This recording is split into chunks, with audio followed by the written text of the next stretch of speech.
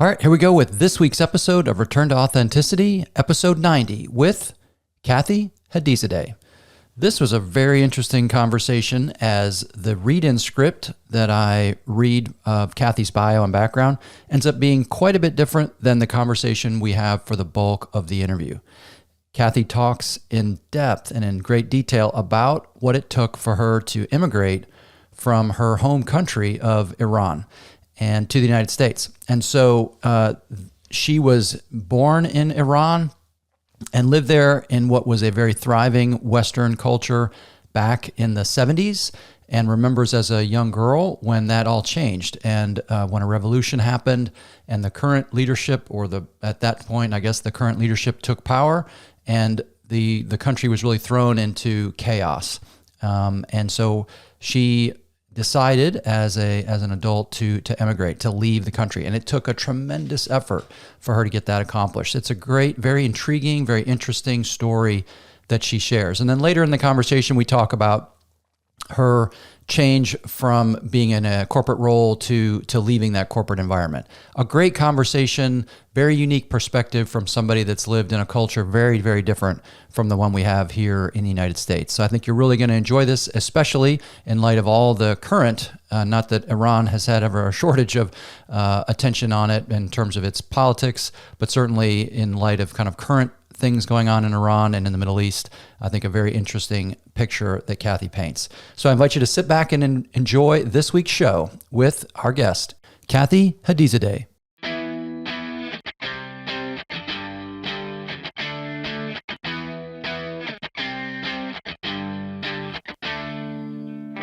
Welcome to the Return to Authenticity podcast, where we hear inspiring and courageous stories of people who made bold pivots in their lives toward their more authentic selves, that version of themselves they were born to be, or they had to find after life threw them a major curveball.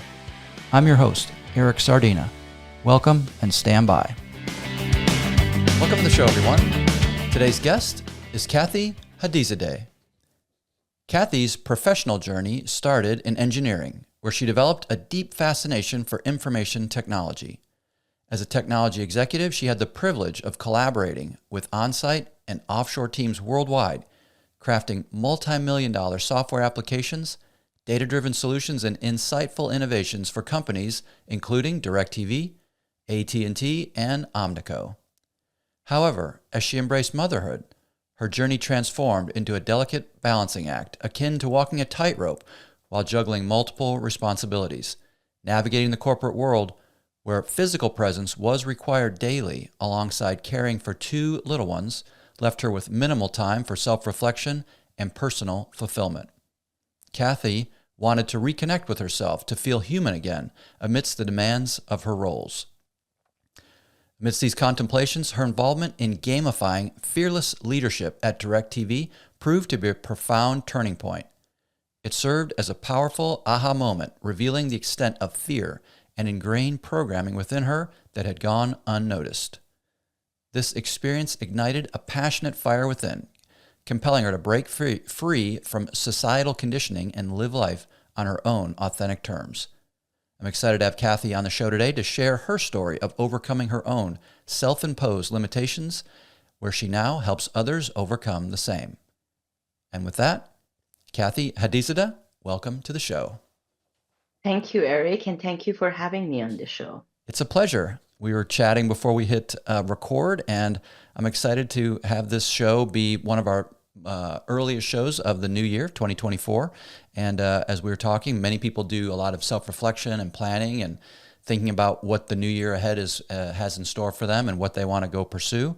And I think this show is going to be super timely for that. So I'm excited to hear all that you've got to share, all the wisdom that you've learned throughout the years. So thank you for being here.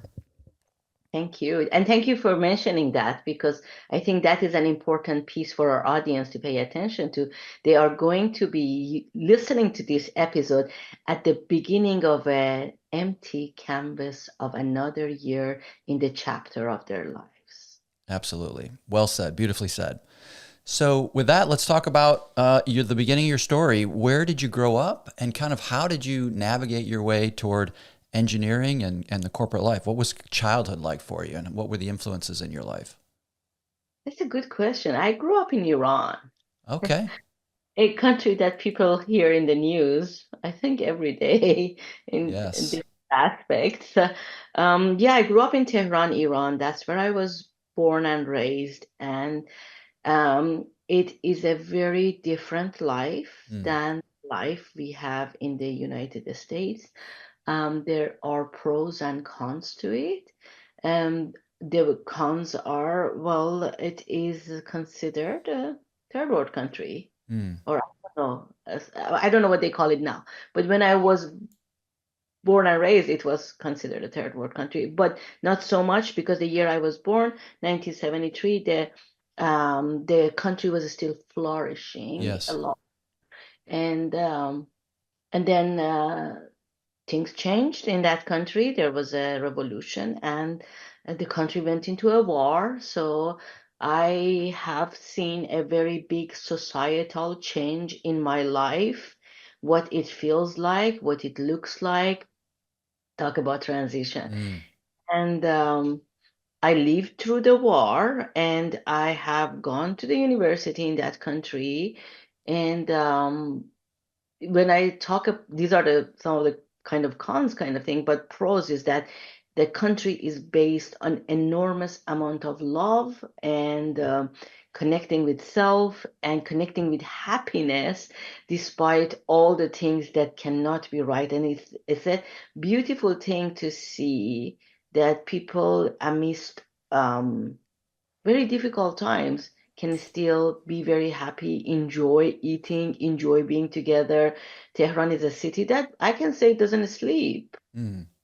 as far as I know. Yeah. And I came to a country that 7 p.m. if you want to have a meal, you have to scratch your head. Okay, where is All open? Where right. can I find an establishment to eat other than fast food, obviously?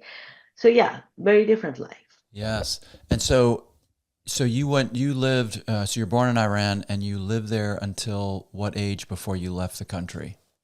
I lived there till I was 26. So I went to I finished my bachelor's, I finished my master's, I became a PhD student, and I had done my coursework for PhD when I came here to continue my PhD in Ah, engineering. okay. So you were there right through a lot of transition, a lot of change in the country from being sort of a thriving democratic, or at least it's some form of more open society to. I had a prior guest on, Nikki Ballou, who was also an Iranian national, who talked about fleeing kind of when the Ayatollah took over and when sort of all of the, I think there was some when the war kind of began, which would have been well before you left, I think. So, what was that like? Kind of going through that was you were there through a massive amount of change. Yeah, it was a massive amount of change, but let's realize my ward was when the revolution happened, I was 5. Mm. And so I was a child, but the change that is noticeable is the change of I want to bring it to a comparison that people in the show in this country can relate to, that because that's what I'm seeing is that when I was born, I felt we are middle class, that we can have what we need to have. Mm. And I remember asking the question from my parents, are we rich? And they were like, no, but we are okay. And, that kind of a thing, because we were good middle class back then. And along the years, after the revolution, not only my parents, but the middle class diminished and disappeared across the years. And there were like a tiny piece that are very, very wealthy, and they can have access to anything that they want, it feels, even though I do not live there right now. But there is a bigger generation, that a bigger group that they are dealing with how to make ends meet in a very drastic manner. We Mm. are talking about meat, a pound of meat being a luxury, a chicken being a super luxury. Mm. We are talking that kind of a situation. And that is something that, especially post pandemic, I have been really reflecting on, as I'm sure many people, especially if you're in California, you have experienced inflation. in food prices. Mm. If you were buying a sandwich for $7.99 pre-pandemic, you buy the same sandwich for $16.99 Yeah. post-pandemic. And I don't know how much your buying power has changed, because I don't believe that we have got such a huge like increase Disposable. Yeah. increase in the paychecks, or Right. yeah, or disposable income. Thank you, Eric. But the price tags have changed considerably. So it reminds me a lot of that diminishing middle class that I experienced when I was growing up, because I was seeing how our power is changing. And even now that my parents are older and have been in retirement, if I can see like how their buying power is really nothing if they wanted to stick to their to their to the salary that they get from the jobs they had. Mm. Like my dad's salary, I think, is translated to $100, Yeah. something like that, which Right. is ridiculous. I mean, if you want to think about that. But that's one of the things that comes to me as I reflect on the journey, and that's a scary thing for me when I look at it, because the beauty of the United States that attracted me and probably a lot of other immigrants in the world is that middle class can live a decent, comfortable life. Of course, they have to work. Of course, it is hard work. Yes, American life is a lot around working, as you and I think, can talk about it, Eric, and I think many of the audience can relate to that. There, we work a lot in this country, but at the same time, it merits a more comfortable life in terms of access to the what a human needs to say to I have access to say they have a so-called comfortable life. Right.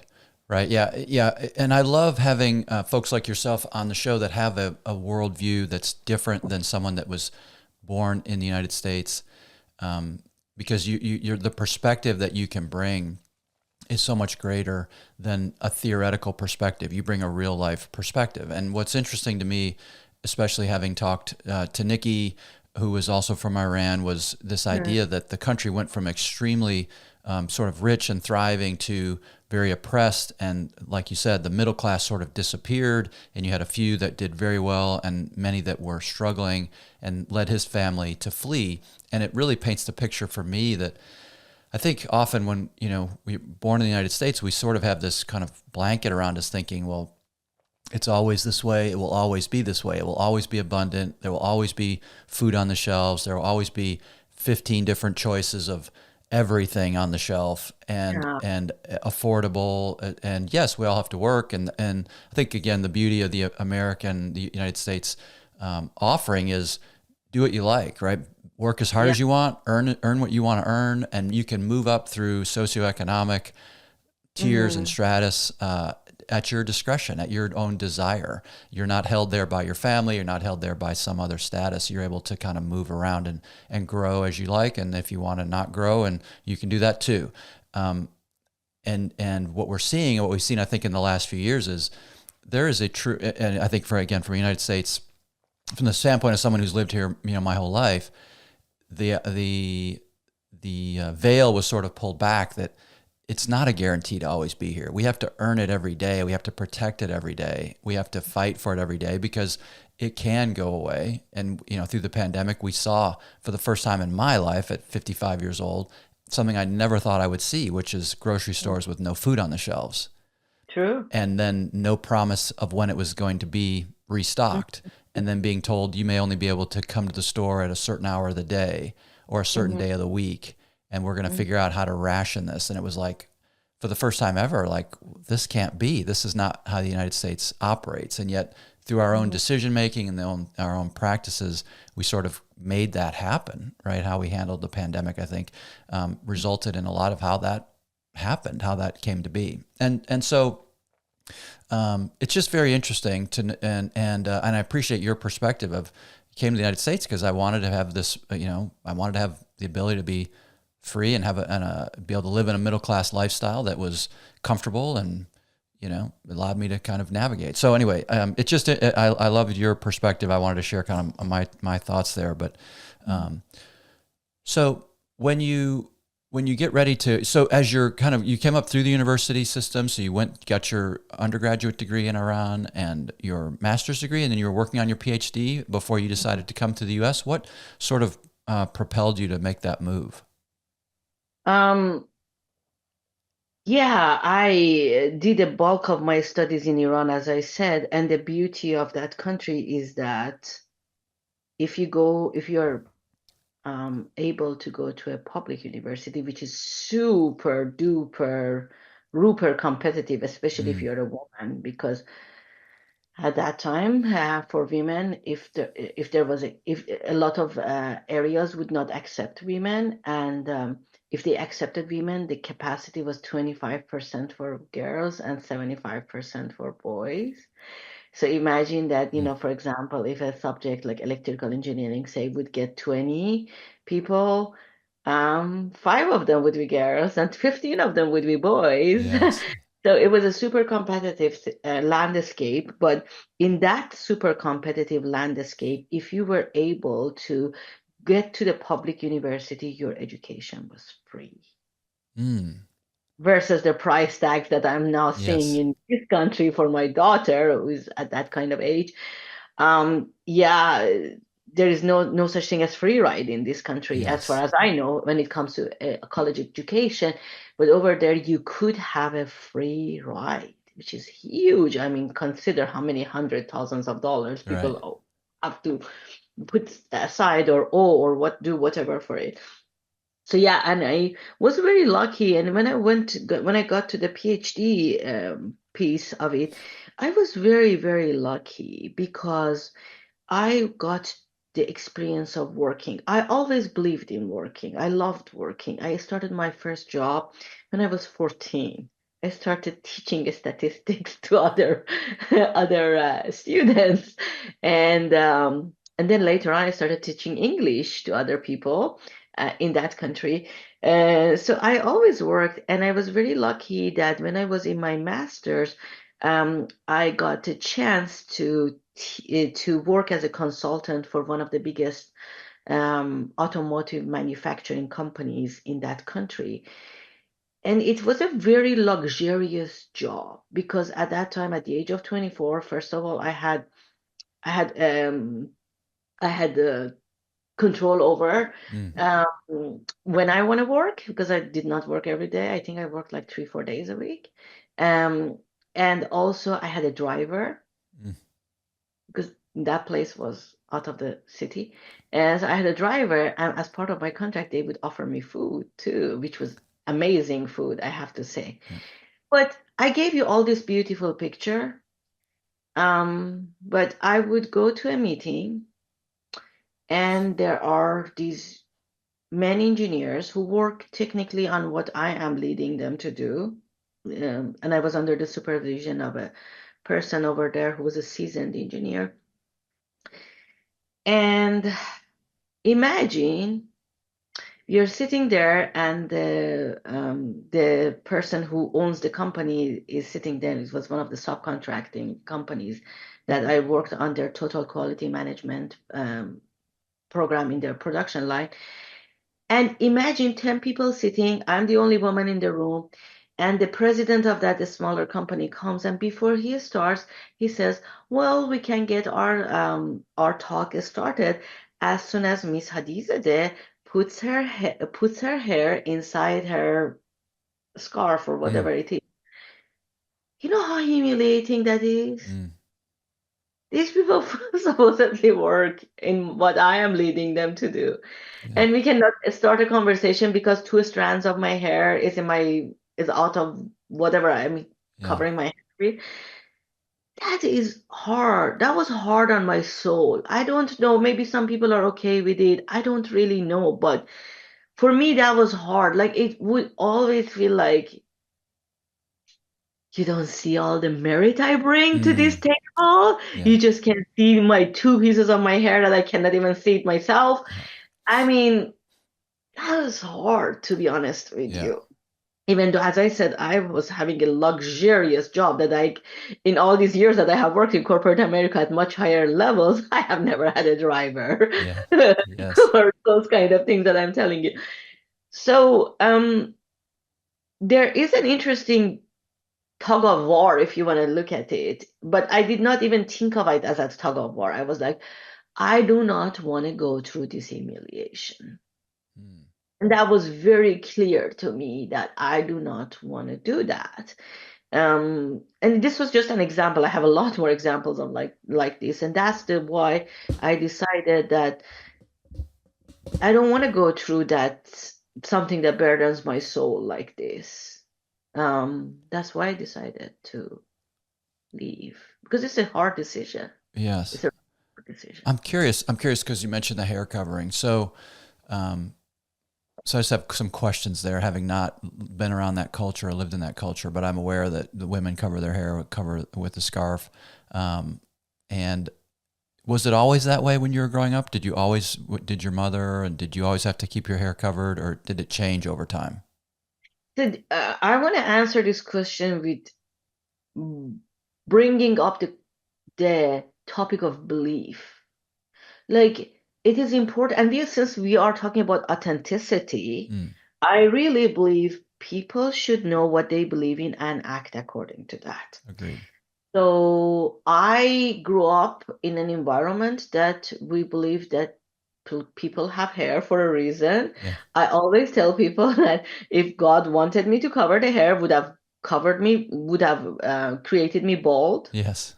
And your audience cannot see. I am having purple hair as we are speaking with Yes. Eric. I love playing with Matches my your hair. sweater. And that's my sweater.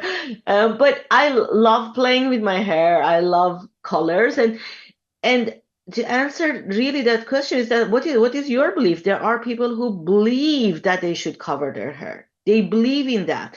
And I did not grow up in that environment. My parents did not believe in that. There were people in my family that had that belief.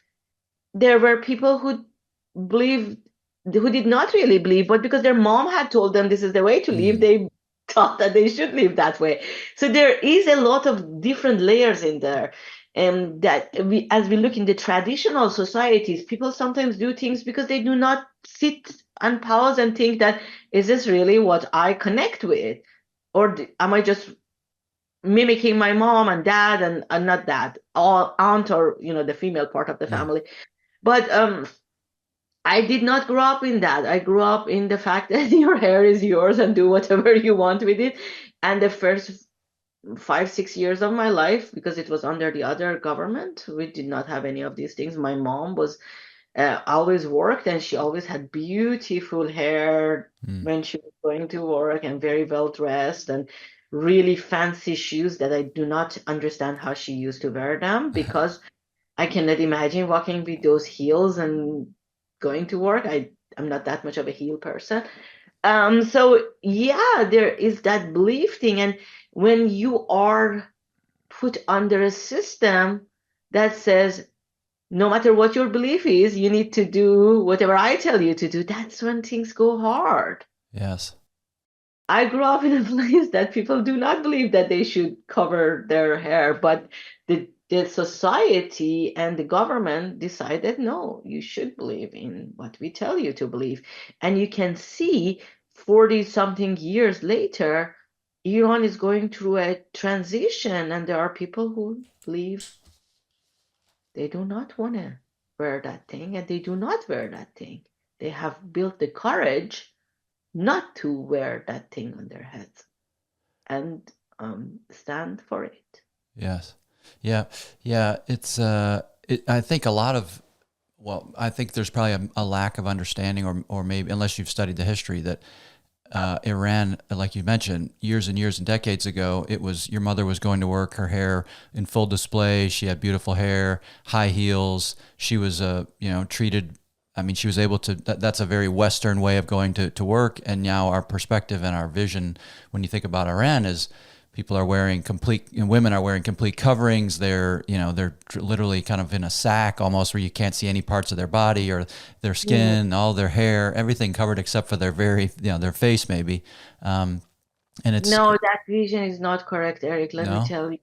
That vision is the vision of the people that you see from the government. Yes, the people who work for the government, they are like what you just described. Mm. But the normal civilians, no, they wore beautiful dresses. They were, and even along the years that I haven't been in that country, people really went for standing for what they believe, which is you see amazing fashion in that country in its own Still sense. today, yeah, still Oh today, yeah, yeah. they have had this sense of fashion all these years, even when I was there and things were the fashion was way more modest than not what it is now.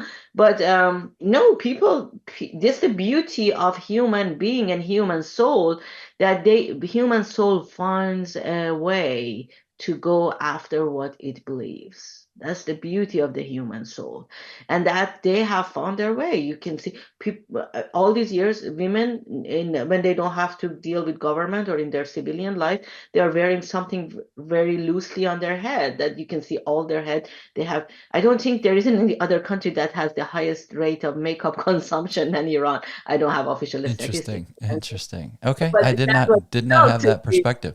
Yeah, yeah, I hadn't seen that even in any sort of Oh yeah. yeah, yeah, Eric. I would encourage all these people who are listening to us, just go and Google not Google on your Instagram. Go to your Instagram and find, I don't know, Persian women, and you will be amazed. No, that picture that you just said is the picture of people who work for the government, or the picture of the women in Afghanistan who are under Taliban. Mm, Iranian women are having their own fashion despite. interesting. And they're allowed to as long as they're not working for the government. Well, allowed to is a different story. Ah, And that's the interesting part. That's where resistance comes in. And that's where women life freedom movement was generated. Because a young woman was killed because of not wearing her hijab mm, properly. So no, the answer to that is no, they are not at the liberty. It is a resistance. ah, I see. So they're resisting in order to do that. They're resisting when they're taking on some amount of risk in not Yes, wearing the there hijab. is huge risk. There is a woman that lost her life at the prime of her time of her life, and it led to a lot of Okay. uprising around the world because it is sad. It Mm, is inhumane to think that a young woman has to lose her life because of this thing, because yes. of the few strands of hair that is not covered or whatever it is. And a lot of other young women lost their lives. A lot of people lost their lives in those movements.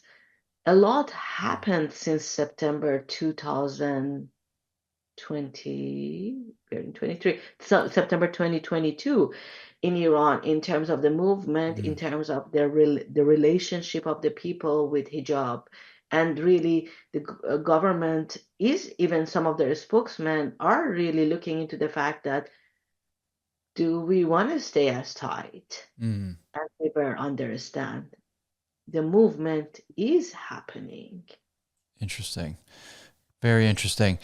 All right. So I think we could probably talk the whole time about Iran and the different government and the influences. And I would love to. At the same time, I want to make sure to get your individual story out. So when you decide, okay, I'm coming to the United States, what did that take in order to kind of make that happen? And then how did you come to the United States? And were you coming specifically for schooling, or kind of tell that part of your story and coming across to the U.S.? Well, it was a very, very, very adventurous journey, which is that one can make a movie out of that, because I started applying for the universities in this country, not knowing really much about this country geography, like the weather and all of those things. And there was not a good internet like we have right now, that Dr. Google knows everything Mm, about us and life and all of that. It was a dial-up internet that I had access to it because I was a grad student at that time. And you could have the blackest screen. There was no image or anything like that. So I started applying to the universities, not really knowing the difference between the weather in Michigan and the weather in California. I was just going by the rankings of the universities, or if they had the major I wanted to major in them. And I got the admission, and there came the visa part, because getting US visa is an interesting journey. United States does not have an embassy in Iran, as you know, since 1978. Those countries do not have political relationship. So it would mean that I would go to another country to apply for US visa and I was applying for a student visa, which I don't think it has changed, but at that time you could apply for a US student visa, and that visa would be a one time only. Like, you would enter this country and that visa was done. So it meant you couldn't leave this country and come back to it. It meant when you came to this country, if you wanted to be safe and finish your studies or do whatever you needed to do, if anything happened in your homeland, you couldn't leave. You know how hard that is? Yeah. So Because if you left, then you couldn't come back without reapplying another visa. And yeah. no, it was called a single entry visa. So in order to get that single entry visa, so first country I thought was Turkey. Turkey has a you could go to Turkey with a boss, and relatively not bad. Turkey and Iran had a treaty that you could go to Turkey without a visa at that time, and I decided to start my journey there. So with my mom, we decided to go to Turkey, and you have to stay at the border till they inspect the boss. And I had traveled a lot, so I had gone to Turkey a lot before, Turkey and all the neighboring countries in Iran. I'm very well traveled. Even at that time, I was very well traveled. So I was familiar with the spiel, and it was interesting when I was crossing the border, the officer that was looking at my passport said, the Iranian officer said, why are you going to Turkey? And I was like, because I'm going to the US Embassy to apply for a visa, for a student visa. And he looked and said, well, they will not give you a visa. And I was like, in my heart, said, thank you for the vote of confidence. But I didn't say anything else. And it's a very interesting thing. You wait at the border for hours and hours and hours till they inspect the boss, and then you go to a room with, I don't know, 100, 200 other people pressed against each other till the officer at the Turkey side will let people one by one to go, and people are pushing against each other. There's a lot of people who are going to Syria through Turkey. Um, and it's a really interesting experience. That's all I can say. And your people can read between the lines what interesting would mean. It can mean a lot of things. So anyway, I ended up in Ankara, and I went to the U.S. Embassy. And this is, maybe, I don't know if that man is going to listen to this show. Maybe, I don't know, Eric. But we went and stayed in a hotel. You couldn't reserve a hotel at that time. There wasn't no such things as it's right now. So we just, with my mom, we arrived there, and with our suitcases, we went to a hotel in there, and then I had an appointment. No, I didn't have an appointment. You just walk into the embassy. So I had talked to a lot of people, and we just go and stand in the line the next day, and I had a lot of certificates. I speak 5 languages, and I had a lot of certificates of my achievements and all of this shebang. And we go, and embassy is full of people. And the first encounter I had, and the first image I had of the US was, it was so cold, so cold. Like, it was like minus 50 degrees in my brain. It was very cold, and I was very lucky that somebody had told me it's going to be cold, so I had a jacket. And I was called to have the interview with the officer. And that officer, his name was Ramin, which is a Persian name. They told me he was Persian. He could speak Farsi.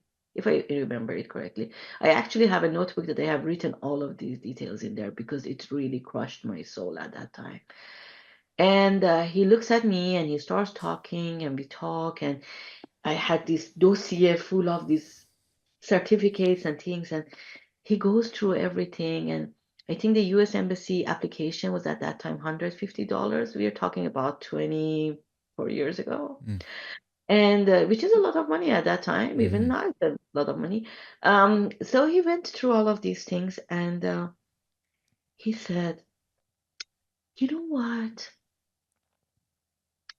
I want to discuss your case with my colleague. I'm very intrigued by what you have. Why don't you come tomorrow and we give you a decision?" And it was a day that they had rejected most of the people who were in their waiting room. Mm.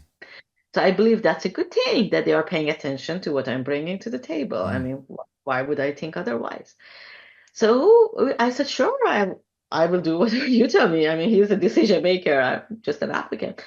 So we did. We left the hotel. We came. I think it was a very hard 24 hours, but not super hard because I was hopeful. And the next day we go, and this time there was no line because everybody was rejected the day before. Uh, So there were like maybe, I don't know, a couple people. And we go there, and some other guy, or himself, oh no, himself, he called me behind a, like there was a wall that was holding one of the stations of that the officers sitting there. And he called me to that. And I went there, and he said, "So what are you going to do when you get to the United States?" Pardon the interruption, everyone. Do you ever feel like you're out of alignment with your true gifts, your passion, and your purpose for being on this earth? Do you feel like you're grinding it out each week with the appearance of success and still asking, is this it? If so, I get it. I've been right where you're at. And once I figured it out for myself, it's why I started coaching. Now I help my clients get back into alignment with their authentic self. I help them find meaning, purpose, joy, and energy in each day. Check out my website at ericsardina.com to learn more and to schedule a free 15-minute strategy session. And now, back to the show. And as I said, I had no picture of this country except for the movies that I had. And I said, "Well, I'm going to study." And then he said, "What else are you going to do?" I said, "Well, I don't know." I really didn't know. And I said, "Well, I don't know." And then he said, "You're very smart." And I was like, "Okay, thank you." And he said some other flattering things. And then he said, "But I'm not going to give you a visa." And I said, "Why?" And he said, "Because I don't think that um, you will go back to Iran." And I was like, "Sure, I don't know. I have never lived in that country. I don't really know. But there are a lot of people that go to your country. I mean, I have a lot of friends that studied in this country." And I was like, "I don't understand your reasoning." And he said, "No, this is what I feel like." And then he stamped my passport, something that I didn't understand what it means at that time. And then I said, "Well, is this your decision, or did you make that decision with your colleague?"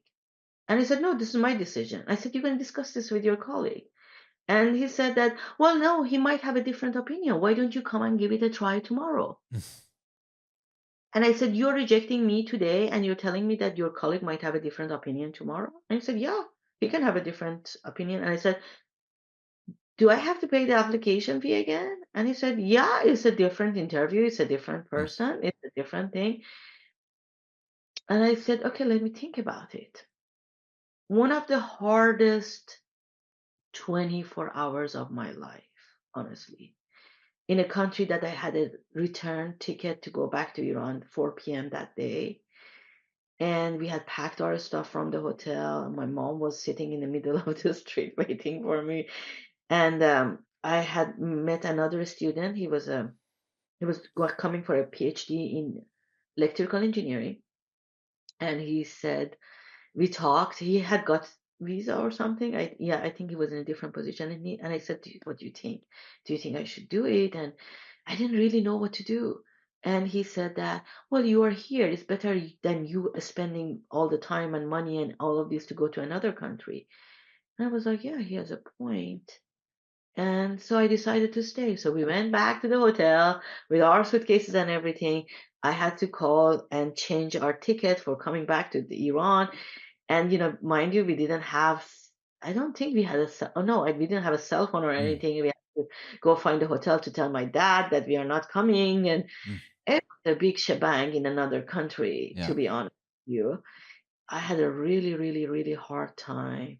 And the next day, I went to the embassy. I met with the colleague, and sure enough, after paying another $100 whatever dollars, he stamped my. He said, "Oh, I feel bad for you. Actually, Ramin and I we looked at your application together, and together we decided not to give you visa. I don't know why he told you to come and see me today." Ugh. And I felt so played and so Mm. humiliated. I can't even tell you. And he said, but I can do you a favor. And I was like, what is the favor? And he said, I'm not going to stamp your passport again, so you will not have two rejection stamps. And I was like, wow, such a big favor. I Uh, mean, hey, man, you're amazing. wow.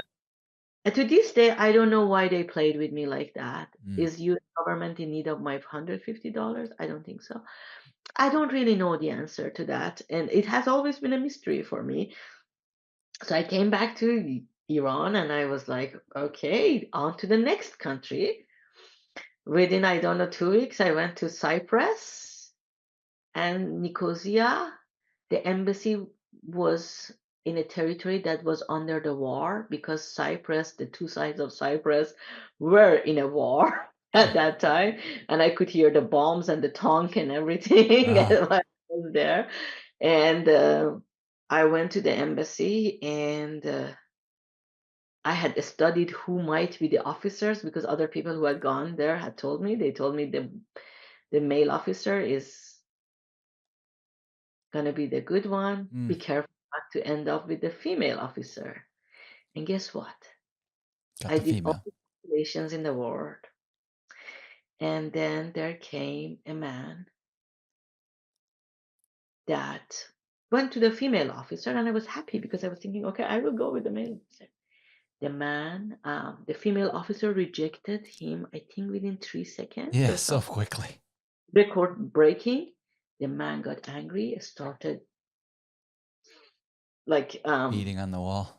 yeah, beating on that glass between himself and the officer.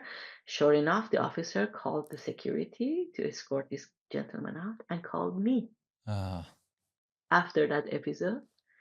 And, and I went there and she looked and said, "You got rejected 2 weeks ago in Turkey and you're here now." And I was like, "Yeah, you're a different embassy, you're a different officer, I want to and I go. to do Yeah. this." And she said that, yeah, you know what, Kathy, I'm not going to make a different decision and I'm going to reject you. And I suggest that you not go and apply for another month because whoever is going to see you again is going to reject you. I was like, okay, thank you. Oh, And I left and I met two other applicants, two other boys that they got rejected with me too. So we had a rejection party that night and we talked about, let's see what we can do. And we left, and I came back to Tehran, and I was like, I'm not going to go to the neighboring countries anymore. I'm going to a European country this time. And a European country needs a Schengen visa. And I was like, okay, how do I get a Schengen visa? And I applied for an Italian school to learn Italian language, and they gave me a scholarship to go there for a month to study in their school. mm. So I go to the Italian embassy in Tehran, and there is a Persian woman sitting there that feels like she owns the embassy, or her ancestors were some kind of an Italian, whatever. And she looks at me and says, "No, I'm not going to give you a visa." And I'm like, "Why?" And she says that, "I don't know, I don't feel like it." And I'm like, okay, this is getting interesting. So I left and I was like, I'm not going to spend my time with her. I left and I decided to talk to the consul directly. So stayed at the door of the embassy till the embassy working hours finished and they rejected everybody or gave visa to everybody. And I rang the bell and I said, I want to talk to the consul directly. Mm. Said, do you have an appointment? And I said, no, but my name is so and so, and I would like to talk to the consul. And sure, interesting enough, the consul saw me. Ah. He was an amazing man, and he listened to me. And I said, I want to go to the United States. I want to go to Italy to apply for U.S. visa, and that's why. And I have this opportunity to study Italian while I'm there. So, two birds with one stone. Mm. And he said, let me call the American consul in Milan. And if he decides to give you visa, I will give you visa. I was like, fair, Yeah. let's do that. And so we decided to meet within a week or whatever the case was. And I think maybe he called our house and said, come and see me. I don't remember that part really right now. But I can tell you, I went to see him and he said, give me your passport. I was like, sure. I gave him my passport and he looked for it. And sure enough, there were those two rejection Mm. stamps. And he said, oh my God, you got rejected. And I said, yeah, I went to other countries. I got rejected. He said, why didn't you tell me? And I was like, I did not think of it as relevant. And I didn't mention. I said that, no, I have to talk to the consul again. Cut the story short, he decided to give me a visa. And cut the story short, I decided that I'm going to go to Europe with a suitcase and I'm going to go to as many embassies as possible to get my visa. Now, meanwhile, I had to give my passport to them to send it to Belgium for a Schengen visa. And one of the people that got rejected with me in Cyprus called me and said, I'm going to Syria, and now you have to go to Syria because Syria is giving really good visa. Mm. I don't have a passport. And sure enough, I decided to go to Syria. And I went and told some of my friends who wanted to go to, and one of them is my now husband, that they wanted to go to the Canadian embassy. So I said, let's all go together. And they all got their tickets, flight tickets. I did not have a flight ticket. The flights were full because there were a lot of Syrian people wanted to go to Syria, and the government charters airplanes for those people. Mm. So there was nothing for me. The day before my Schengen visa came, I had talked to the Syrian embassy to give me a visa. I had to climb up the wall of Syrian embassy in Tehran to give them my passport to stamp the visa. And then I didn't have a ticket to fly, and all my friends were flying. And I went to like 5, 6 different travel agencies. I left my name everywhere, and my dad had a mobile phone, one of those old mobile phones Mm. that had me. And I decided, you know what? I'm going to go to the airport, and I'm sure there will be a way. So I packed my suitcase and I went to the airport with no ticket. And while we are in the airport, and there are all these pilgrims sitting because they have the flight, and I started negotiating if anybody's willing to give me their seat. Mm. Nobody is. And then my dad's phone rang, and one of those travel agents said, I can get you there, but you have to give me some, I don't know, whatever amount of money. So I gave the phone to my dad, and my dad said, "You get my daughter into that airplane, and I will get you whatever money you need." And he sold us a jump seat. A jump seat is the Yes. seat that is allocated to the To the to flight the attendant or the pilot. And yeah. So he sold us a jump seat so that I could go. yeah. And meanwhile, my friends didn't know if I will make it or not, but they said we're gonna wait in the airport for some time till midnight to see if you make it. And yeah, to cut the story short, because I think this has been too long, Mm. I made it to Syria, and I went to the US Embassy, and the consul didn't ask me about what I'm gonna do or not. The only thing he asked is that, "Are you gonna play soccer?" I said, I mean, I play soccer. I play soccer with my uncles and my brother, but I don't know if I was gonna go there to play soccer per se. Yeah. And he said, "Okay, all right, good. And do you think you will come back to Iran?" I said, "I don't know really, because I've never been to your country. So what do you want me to say? If I say yes, is a lie. If I say no, is a lie too. What Mm. do you want me to say?" Yeah. And he said, "Okay, I give you visa. Welcome to America." And that was so that you were in Syria at that point, at the embassy in Syria, Yeah. talking to a Syrian. No, he was He was American. American. Okay, so this is All the of the worked in the American embassy. Okay, and so he's American, and so he gives you this visa that you can go to the U.S., but you cannot leave because it's one way. exactly. Yeah. Okay.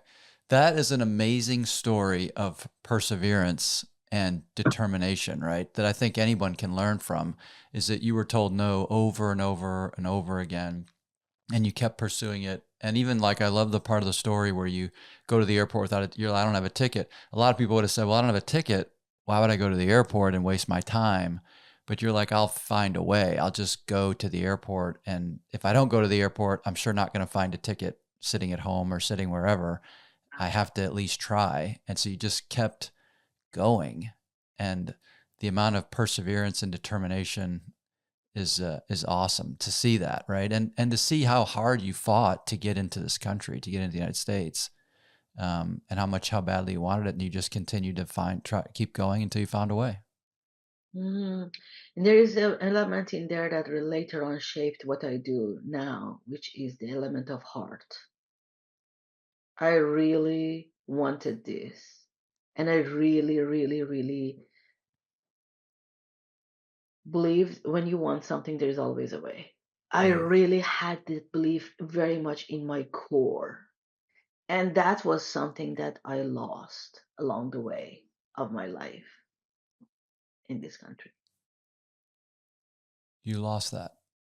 I lost that. I lost, not completely, but I lost touch with it. I lost touch with how powerful our want in this Mm. life. If you really know why you desire something or why you want something, and this is, since we are talking about authenticity, the most authentic thing about us is our capacity to create, to overcome, to endure, to transform. This is our biggest capacity, and not to give in to suffering. And that is the foundation of even the name that I chose for my agency, Heart Mind Tuning, because I saw how I got caught up in, how is that possible, or does this make sense? No, that doesn't make sense, that somebody who doesn't have a ticket and has gone to 6 7 different agencies, and the flights are sold out to go to an airport. No, it doesn't make any sense. So if from a making sense perspective, Yeah. there is not. But from a heart perspective, I really believe there will be a way. I didn't know how. So this is the beauty of what I want to tell your folks right now, because this has been very foundational, and I keep forgetting that. I have to be honest with you, Eric, and with the audience. I keep forgetting that. I have to remember, which is your heart knows the way. Let your mind get you there. This is a quote that I wrote in 2018, and I keep forgetting that. And I want everybody to remember that, especially if they're in a transition. really connect with the heart. I can't tell you how many people I see that they are like, oh, I want to change my path, but I don't know what else makes sense. Forget about making sense. I mean, making sense is important, but what is it that you really want to transition to? What is it that you really want to connect with and enjoy and feel like you wake up in the morning and you're like not feeling drained for it Mm, to connect to? I love that. Kathy, it's your story is so powerful, and we've spent almost an hour talking about just the journey to the United States, and yet I find that I think that there's so many threads there of, like you just mentioned, perseverance, following your heart, not accepting no, continuing to try and strive for what is authentic for you. The so I want to get to kind of what you're doing now and the pivot out of corporate America. I don't know that we have time to tell the whole corporate America story, but you were in corporate America. You were working on some very high level projects with Mm-hmm. big clients, and then Mm-hmm. talk about kind of that transition away from that into the world that you're doing now, because you were at a very senior level, engineering, doing some very creative things with big companies, and then you took that knowledge and you made a move. Talk about what kind of caused you to want to make that move, the feeling of like, okay, this is maybe not what I want to be doing, whether it was tied to motherhood or, and then Mm. making that move, if you would. Sure. I really liked how you set the stage for this at the beginning when you were talking about my bio, that yes, I was very, very successful outwardly appearing, as you said. Mm, And also I had these two little people in my hands yeah. and I was a human and I was feeling like, oh my God, I really don't feel like I'm doing anything right. And I wish like days were having like 1 million hours, which it doesn't. Mm, And, but the biggest thing was that I was really struggling with this notion that, is this really what I signed up for?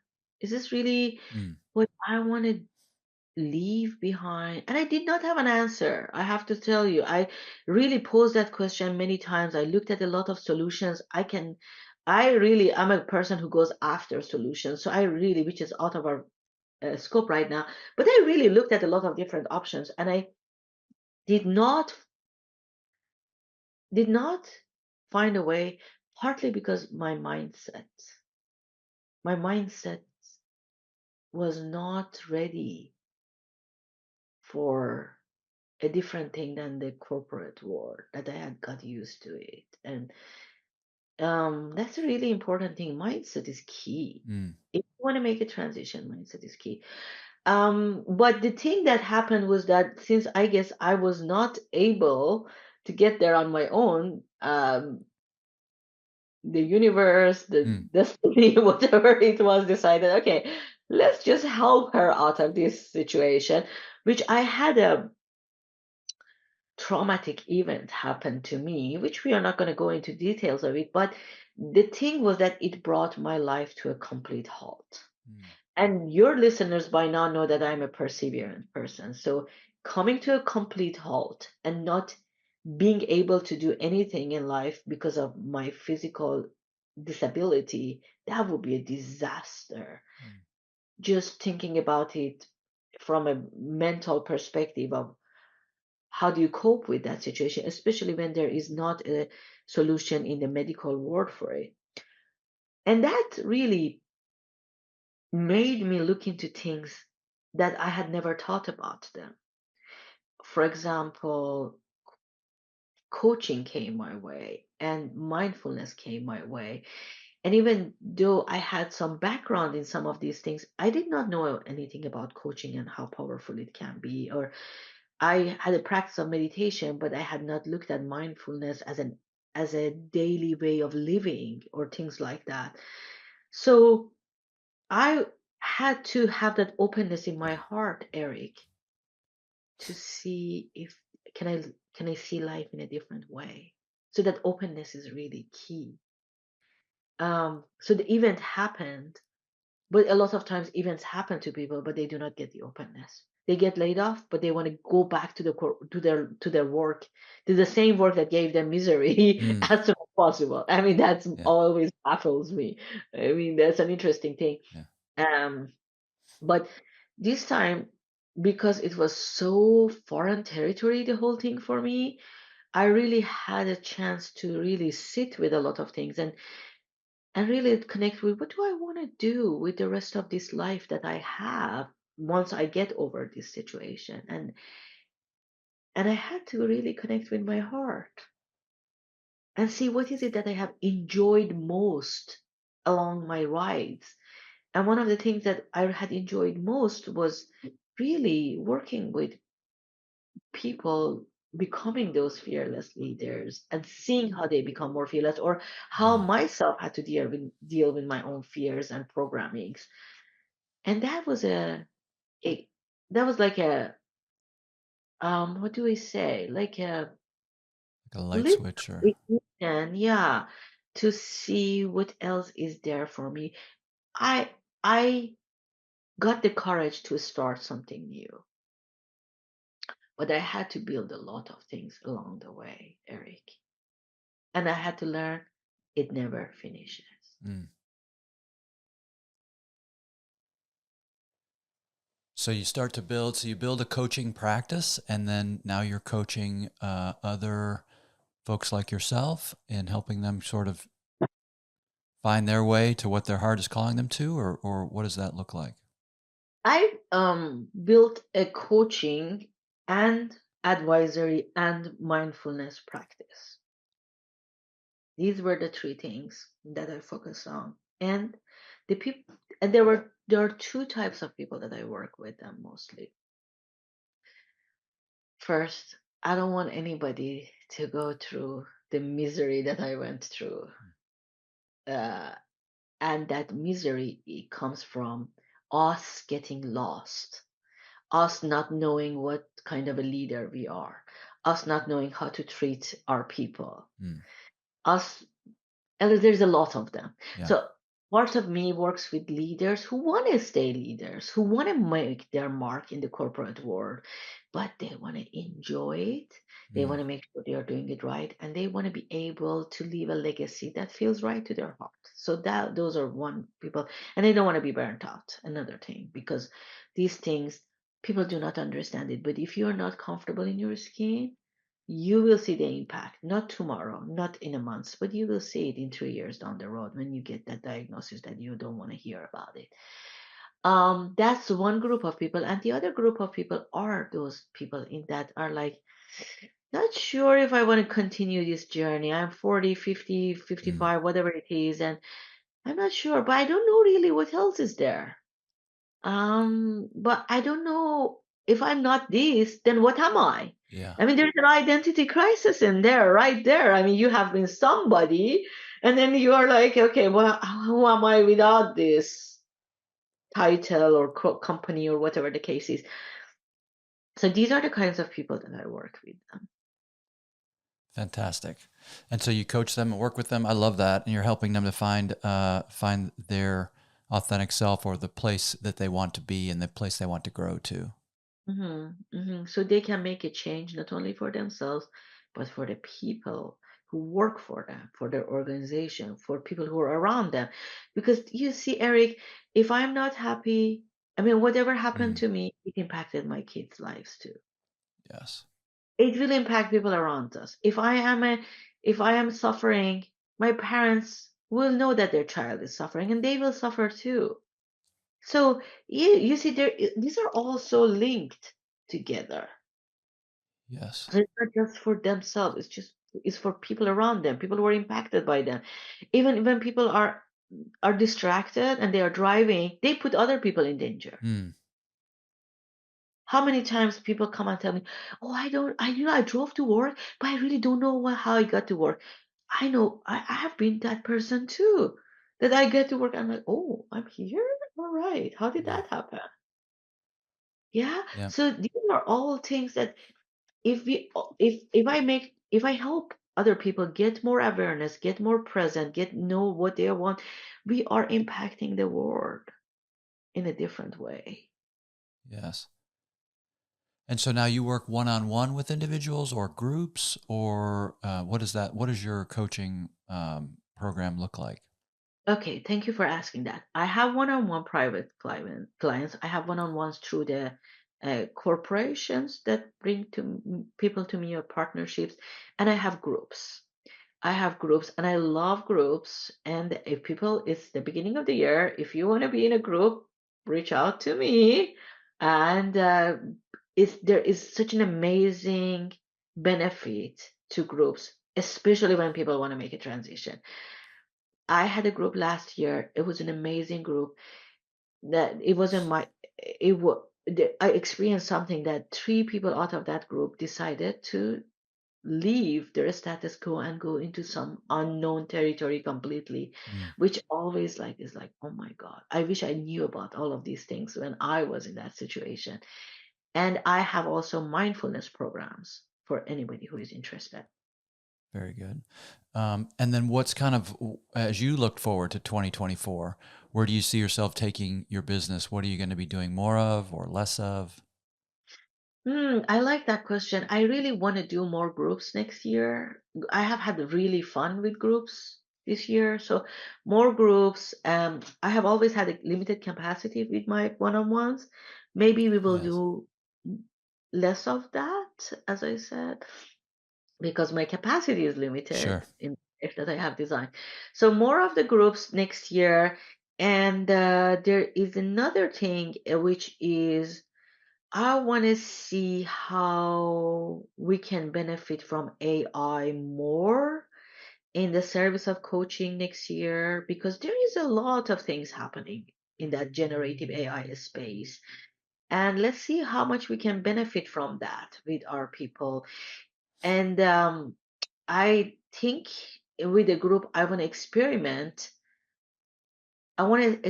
with the group, and I haven't done this before if they are open to see if we can do an assessment at the beginning and really go more data driven together. I do that in my private coaching. So in my private coaching, one of the things that we do is that we see where they are in their journey. So there's a assessments that based on what they want to get out of the program, we decide to do those assessments so we can design how they can get from point A to point B. And I would love to do that with a group. I haven't done that with a group to be more data driven in that sense. Nice. Very cool. Awesome. Before we jump to the kind of the wrap up and talking about where people can connect with you, I have just a few questions because we didn't really get to it. But once you Mhm. came to the United States, I don't think we said it on the air. I think we talked before we hit record. You are now in California. You're in Los Angeles, yes? And you've been Yes. there. Have you been there most of your time in the United States, in Los Angeles or in California? Yeah, it's interesting, Eric. I told you I don't know anything about this country. I mean, like the weather-wise, and thanks God that I decided because I'm not a cold weather person. I decided to accept that. You picked a The good climate. Yeah, accept the admission I had in within California, within Los Angeles. So I came to Los Angeles, and I love the weather. And when I traveled across this country, I realized the weather is fantastic. Yes. So I decided let's just stay with the weather. Yeah, there you go. Very good. And then have you found, so a couple of just lightning round questions, if you will. What is your favorite thing about Los Angeles, about or about California in general? What have you found that you just love about? Because you've been there now 25-ish Mhm. years, is that right? Yeah, 25. or What's the yeah, best yeah. part about California? Could be food, could be culture, could be climate, could be people, could be anything, right? Just as some thought prompts. I like the nature. I mean, you can always go to nature in this state. It's never too cold. It's never like you can always go out. And I love that because nature really does magic for me. And I really love the fact that you can have access to nature any day, anytime. Never, ever I will lose that connection. And I love. Yes. Yes. What's the best, what's your favorite food in Los Angeles? What's your favorite place to eat or favorite type of food? Oh, that's a hard one. Because I kind of like food. Favorite food. There's a lot. There is there is a very interesting place since people are listening to us and they might want to come and try it. So I put it out there. There is a very interesting place on top of kind of hills called Yamashiro that has amazing sushi. But not only it has amazing sushi, but it is really like a Japanese castle kind of thing. So you really get a very authentic experience, and it has overview all that you can see the whole city. It is quite an Beautiful. experience. So I would suggest that people consider that, and their food is fantastic. Love the sushi in California for sure. So super fresh, the seafood. What's one thing you would change if you had the magic wand and you could wave the wand and change one thing in California or in Los Angeles or just in your environment? What would you change right now? Traffic. Yes, the traffic, Traffic. brutal. Yeah, for sure. It is hard to get from point A to point B. Honestly, and this city has a lot to offer. But if, for example, I was going to opera last week, and it's 10 miles, and it took us an hour and a half Yeah. for 10 miles. Yes. It's pretty It's crazy. it's brutal, gnarly. Fantastic. Kathy, where can people connect with you and keep up with your work or reach out to you if they want to connect in person? LinkedIn. I love LinkedIn. I'm active on LinkedIn. I post and on LinkedIn. So please, I would love to hear from you on LinkedIn, and we can take it from there. Okay, perfect. We'll put those links in the show notes. And Kathy, thank you so much for being with us today. Great conversation. Loved your share. Truly an inspiring story of perseverance and grit and determination, and that you can create the world that you want to be in, because you have created a fabulous one. So thank you so much for sharing that with the audience. Thank you for having me and for your questions, Eric. I appreciate that. My pleasure. To our audience, thank you for taking time from your busy day to listen. Always humbled that you do so. If you'd share the program with a friend, write a review, give us a rating, all those things help us reach a broader audience. Until next time, friends, I'm Eric Sardina. You've been listening to the Return to Authenticity podcast, and bye for now.